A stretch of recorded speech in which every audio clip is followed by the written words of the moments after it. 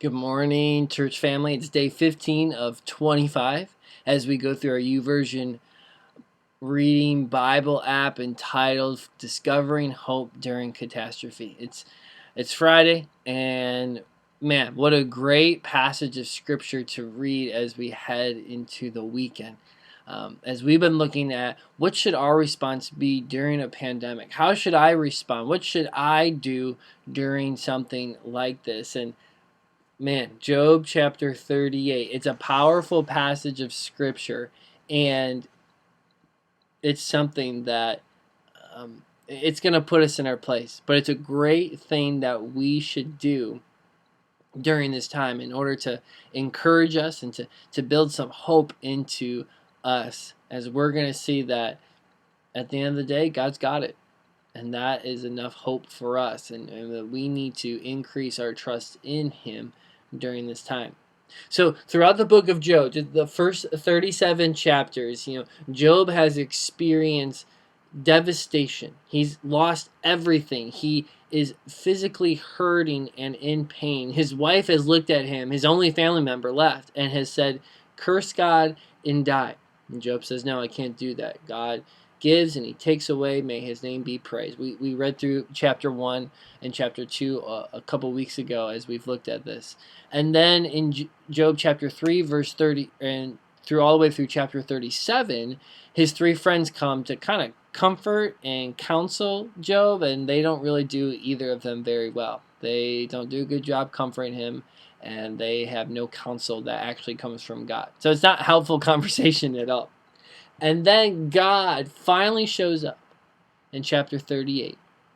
And what we realize, this whole time, the readers, they know that all these bad things are happening to Job because God has allowed Satan to do these things to Job as a way to prove to Satan that Job is the real deal, that Job will trust in God no matter what.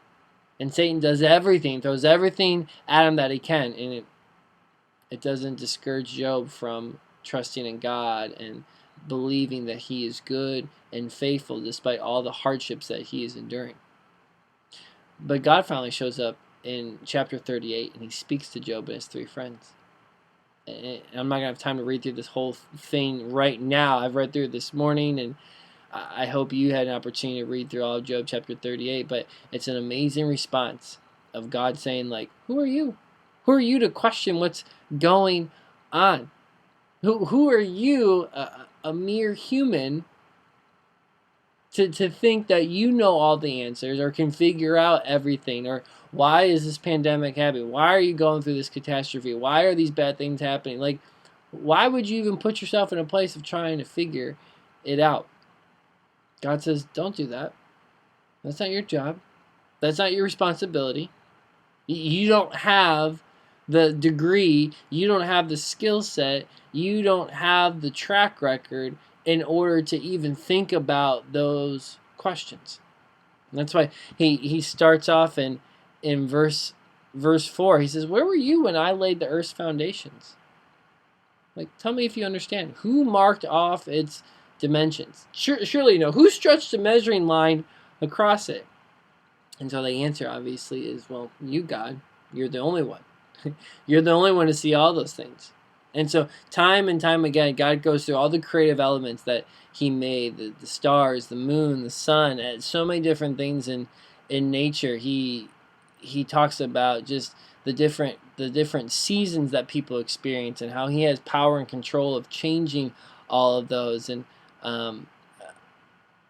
it's just so powerful of how He goes on and on and on. And then He talks about, as we've even looked in the New Testament, of how He provides for all these things. He makes sure nature is going as it should, that animals are being taken care of, that that nature has no issues with how it's functioning, because God is there to make sure it keeps going.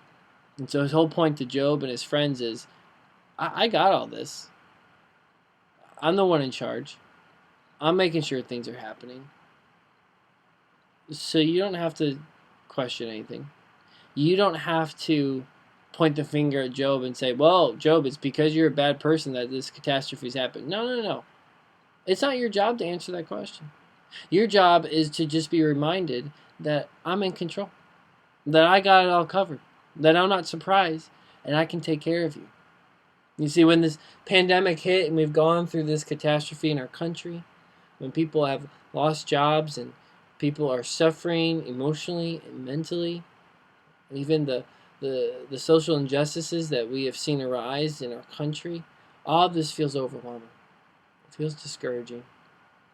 I feel like maybe some of you are like me, and sometimes you just sit there and you read something or you watch something, and you just don't know how to respond. And I think sitting there in that silence of the unknown is very uncomfortable. So we feel like we have to respond, or we feel like we have to justify, or we feel like we have to say something to prove something or make it sit well with us. And I think during this time, I heard a pastor say this, is that we have to be comfortable with being uncomfortable. We have to be comfortable with being uncomfortable. We have to be comfortable with not knowing all the answers. We have to be comfortable with not being in control. Why? Because then it's a reminder to us that God is in control. It's a reminder to us that God's not surprised. He's got this. It's a reminder that when we feel helpless, we go to the only one who can help us.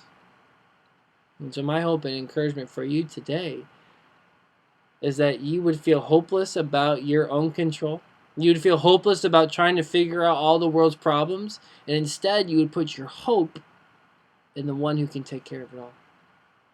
And that can be an encouragement to you, and to me, and to Job and his friends, and to all of us here today. Well, if this can be an encouragement, this is hopeful to you, make sure you click that subscribe button at the bottom of this video as well. Would love to hear what God is teaching you through this devotion. Please leave a comment on the bottom of this video, especially today. What a great reminder for all of us, myself included, something that I needed today. So thanks for watching, and have a great weekend. Look forward to jumping back into it starting Monday morning. Take care.